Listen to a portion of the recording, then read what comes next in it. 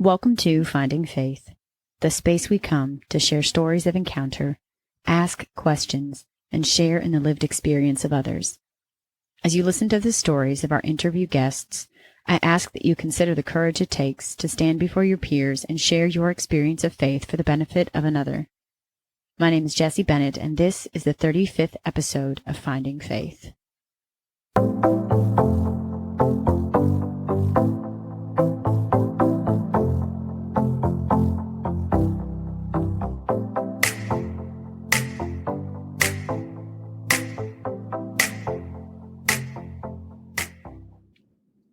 So today we have with us Christy Winn. Christy, why don't you tell us a little bit about yourself?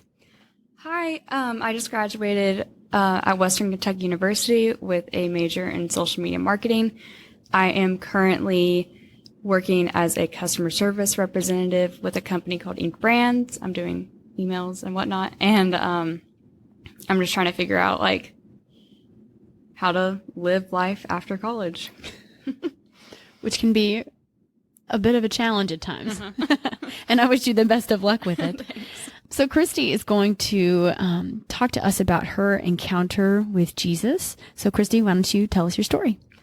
Okay, so I am the youngest of four. I have three older brothers, and my parents raised us Catholic, and we were very fortunate enough to be homeschooled and be able to go to daily mass. And, I really enjoyed, my dad was a baseball scout, and I enjoyed being able to travel with him and be going to mass in a different city. And it was really cool because wherever you are in the world, the Catholic mass is the same, just a different priest and a different parish. It was really cool because my mom was the one teaching me, and she kind of taught me based on her experiences and also found things that I was also interested in. So if I really liked a certain saint, she would probably focus on that for one religion lesson or something, or we would go to daily mass in the morning.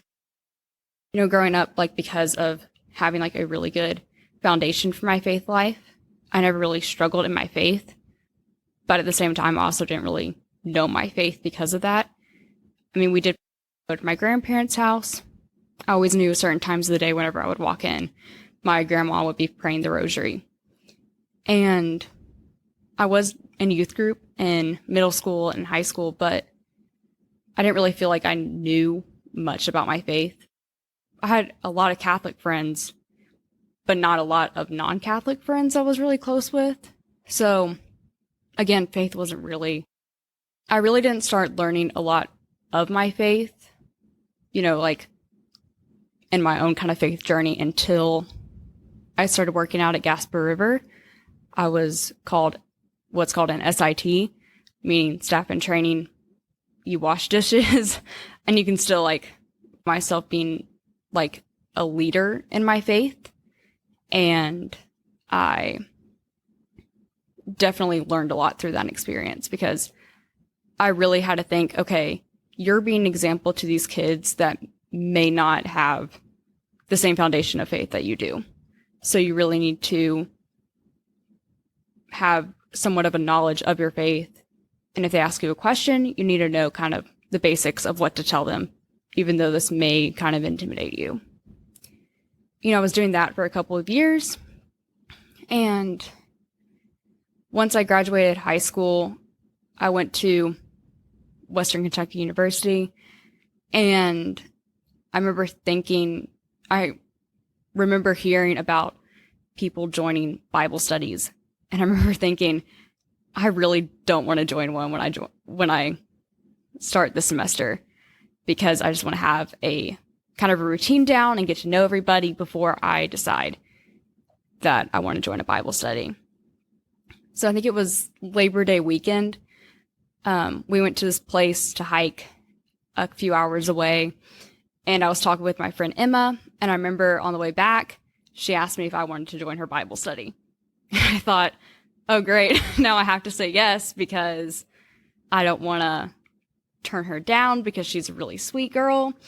And so I said yes, and I don't regret it because I really made some really good friends through Bible study. And I learned about my faith because when I was younger, I was very intimidated to pick up my Bible, and I didn't know really how to read it or where to start. Like, I knew some passages, but I didn't know like where they came from. But through a Bible study, you definitely learn that because you're all over in the Bible. And then I did the Bible study first semester, freshman year. And then the second semester, I was asked to join this thing called discipleship, which at the time was like this one-on-one kind of accountability partner thing. So my friend Caitlin asked me to be part of her discipleship, and there were some group things, and you learned some really cool things about your faith, and maybe a saint story here and there, which I really do like learning about the saints because I feel like you can really connect with them. I learned a lot about my faith through discipleship. And so after freshman year, I worked out at Gasper River as a staff member. And through that experience, I met an amazing group of people that I feel like I can definitely talk to. Late night conversations, sitting around the campfire, just talking about random things. And some of the conversations would get very deep in our faith, which I don't know where those came from because sometimes they were all over the place. And then after the summer was over, you know, you're kind of like on a Jesus high at the beginning because everything is so great and like your faith is just on fire because you're around all these people. And then after the summer's over, it kind of crashes a little bit. You're kind of out of your routine. And getting back into that I still kind of made an effort to go to daily mass throughout the week at the Newman Center. And so Caitlin, my discipleship leader, asked me, because I was able to take the things that I was learning about my faith and really apply it to an intentional conversation. And we were able to have a very good conversation for an hour about anything with our faith. And, you know, if we had a question, we would write it down and look it up, which I thought was really interesting and fun. So I was doing the discipleship thing, going to Bible study, and I was definitely learning a lot about my faith through that. That kind of brings me back to the present because I never really struggled with my faith. I didn't really know how to apply it in the beginning. But I think 100% college and the Newman Center and having a very strong faith community was extremely helpful. And now that I'm out of college, you know, it is kind of hard to get in that routine. And I have a full-time job now, so I'm trying to think, okay, I need to try to fit daily mass somehow into my schedule, because that is one thing I really did like about going to college, because our Newman Center had daily mass at 6 p.m., so it would work very well with your schedule. I also need to think about, okay, I have to get myself to mass, you know, whereas normally in college, you know, I'd be going to mass with my friends and like it'd be fun because we would go somewhere to eat afterwards. But I need to think, okay, I need to join a faith community at a parish and like learn how to have a parish life and join like a young adult group or start a Bible study. And I remember a few weeks before the semester ended, Father Mike, who was the priest at the Newman Center, said in one of his homilies that once you graduate college, you have to do this on your own. Everything is not going to be handed to you. So if there's not a Bible study or a young adult group at your parish, you have to be the one to start it. And fortunately enough, one of my cousins is working on starting a young adult group here, and I would love to get involved with that and kind of see where this next step in my faith journey is going to take me. Thank you so much, Christy, for sharing your faith story with us. If it's okay, I've just got a couple of questions for you. So you talked about, you know, growing up and being homeschooled and the benefits of that, you know, your mom being able to tailor the lessons and things to you. So I guess if you could just talk a little bit more about what it was like growing up in a household where faith was lived out so intentionally. Yeah, it was really good. Like, sometimes when I was younger, we would wake up and go to mass at 8 a.m. in the mornings, or maybe go at 12 p.m. Also, like, we had these really good, I don't remember what they're called, but really good religion books. And, you know, if the lesson wasn't really, like, I wasn't really connecting with it, my mom would kind of supplement in a way. And, like, we would kind of, like, look at current events and, like, okay, what is going on in the Catholic world right now? And I would always remember, like, one of my favorite things is, like, whenever the Pope was being elected, like, we would have EWTN on, or, like, the March for Life. Like, I could have the March for Life on during the day, which normally I wouldn't be able to watch TV during school time, but, you know, things like that. And I remember one saint that I really like is Kateri Tekakwitha. She's my confirmation saint. And whenever she was being canonized as a saint, like, I remember thinking that was a really big deal. And I don't know I can't remember if we watched it or not on EWTN or not, but, you know, just, like, really cool, like, hearing about current events, like, from a very reliable source. Mm-hmm. And you mentioned a couple times that you enjoy saint stories. And so what is it about the saint stories that really draws you into your faith? Well, I think it's cool that there's a saint for literally anything. You know, like, Saint Martha is the patron saint of cooking, I think. And, you know, like, whenever you're struggling with something, you can pray to a saint because, you know, that's what they're a patron of. And I think that's really cool. And plus, you know, they're real people. Mm-hmm. And, you know, you can kind of relate to them a little bit better than the people in the Bible, even though obviously some of those are saints too.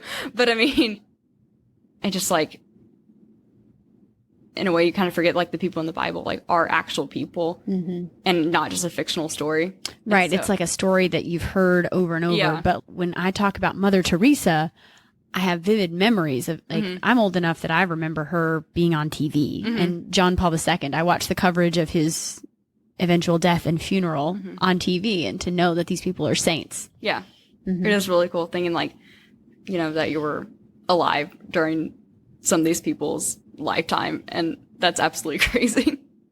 Right. Or seeing, you know, even not in my lifetime, but, you know, within the last 100 years, mm-hmm. look at how many saints have come out of this very short time frame. Mm-hmm. Yeah. I've never heard it quite I've never thought of it that way. Mm-hmm. Let me say that. I've never really thought of it that way. The saint stories, it is hard to relate to characters in the Bible sometimes because it's so long ago. It's a completely different century. But also just, it feels like it's it's a lot of stories, mm-hmm. but might not always have a connection. And you don't always have a whole lot of information about them. Right.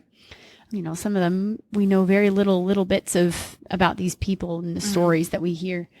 Whereas saints, a lot of them have, they're historical figures that we have more backstory mm-hmm. on, and et cetera. Do you have, you know, you mentioned Kateri Tekakwitha. Mm-hmm. Are there other saints that you're really drawn to? Blessed Imelda. So when I was working at camp, we had to choose a saint for, like, a certain day, like, a group of us. And so my group, we chose her. And, you know, I really liked her because she was a child, and, you know, I've never heard of her. So will you tell us a little bit about her? No, I can't remember because it was so long ago since I've researched her. But I think she was, like, no older than 10. And she really wanted to receive communion, but at that time, you couldn't receive communion until you're about 13 or so. And so she got special permission, and so she received communion, and she was just praying, and I forgot how it happened, but somehow she was a nun. And so the Mother Superior came to her, and she found her praying at the pew, like, kneeling down. And she was so happy that she just passed away after receiving communion, which is wild. Yeah. I mean, so I kind of think about that, like, okay, you know, sometimes going to mass and, like, receiving communion, you know, you take it for granted. But I'm like, okay, I have to remember, like, things like that. Yeah. Like, it's so great. The special quality mm-hmm. that it has in our faith and in our lives. And the transformative power that it can have mm-hmm. if we allow it to.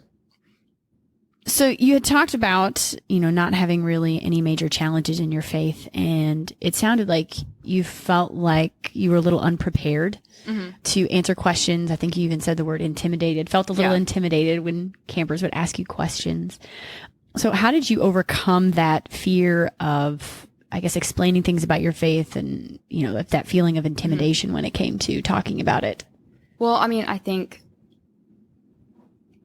I have like some life experience, and I have learned some things in my faith, like through trial and error.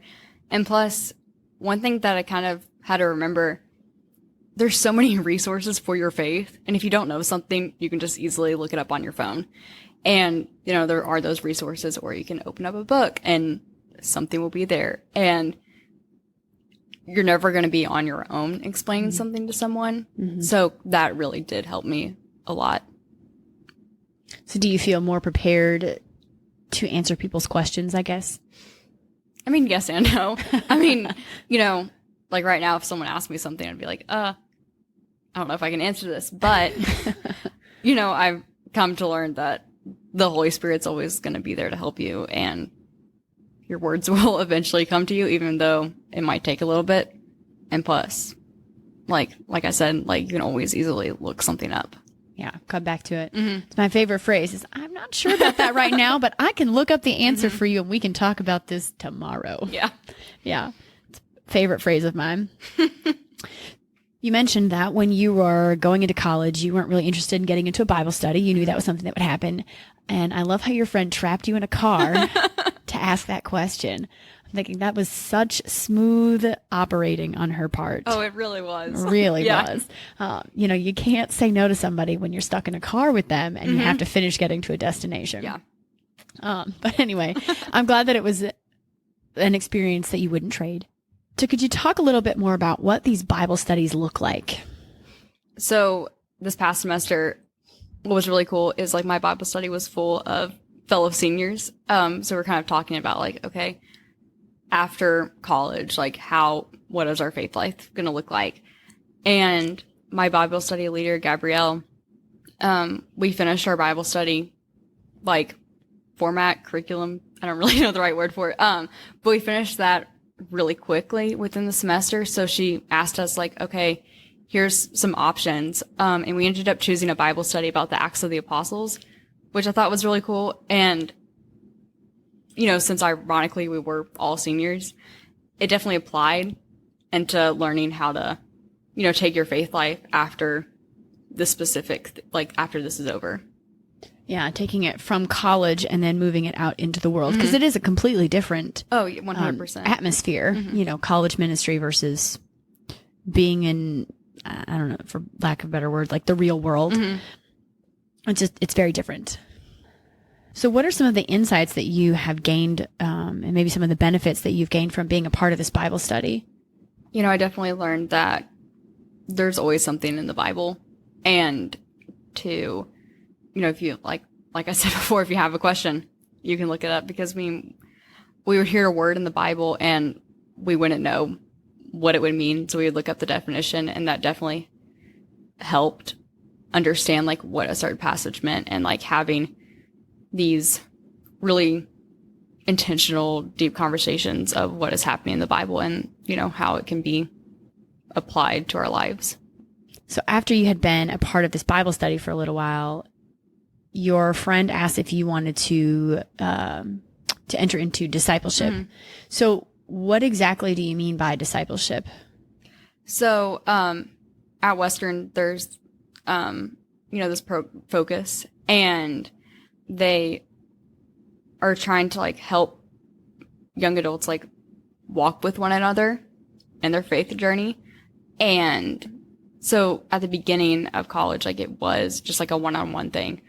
But I think it was either last semester or the semester before, they changed it to where it was a discipleship group of people.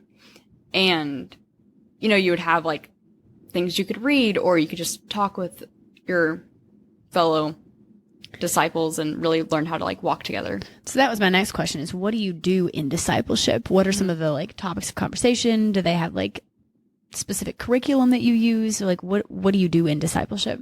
So it really kind of depends on like the leader, the discipleship leader, and then also I think like the focus people on your campus, like they kind of meet like with the discipleship leaders and like, you know, these are the things like we kind of want you to read or talk about.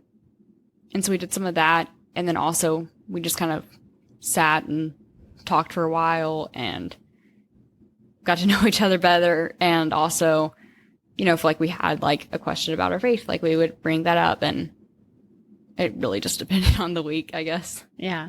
So it sounds like there's a lot of intentional conversations. And I think you've used that word as well, intentional conversation and discipleship occurring. And I love this idea of people literally walking with other people in their faith. And this one-on-one, like this one-on-one opportunity for you to walk with another person who has questions, to get to know them on a personal level, and to be able to just walk together as Christians in life and figuring things out day by day, and the benefit that that can have for us in regards to, fellowship, but also in regards to how we live out our faith and what that looks like on a day-to-day basis. So I guess, your experience, it sounds like with Focus was pretty good. My question is for you, how are you going to take what you've learned from your time with Focus through these intentional conversations, these intentional Bible studies and discipling events, occurrences? What are you going to take from that into your post-college world? Well, day by day, I guess. But it's kind of funny because, I just moved into this new apartment and I don't know anyone there. But funny enough, like my parents were moving in some furniture for me today while I was at work.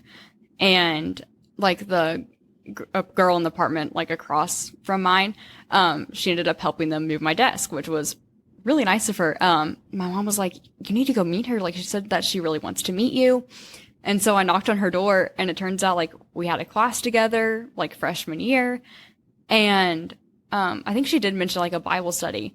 And so I'm like, oh, maybe in the future after I get to know her, like that could be a really good opportunity to kind of make some friends and like, have like a Bible study with like people from our apartment complex and, some of my friends. And, like, I don't know if she's Catholic or not, but, Bible study, she's Christian. But that would be really cool to kind of talk to someone that is not Catholic and kind of get like a take on her faith journey and get to know other people's walks of life too. Yeah, because honestly, there's more that unites us as Christians than there is that divides us. Oh, 100%. And iron sharpens iron. It doesn't say that Catholic iron has to sharpen Catholic iron. Thank you so much for joining us tonight for the podcast, Christy. Thank you for having me. Thank you all for listening here today. If you're interested in hearing more stories of finding faith and encountering, tune in next week for our next guest. If you have any questions, need someone to journey with, or would be interested in sharing your story, please contact me at findingfaith123@gmail.com.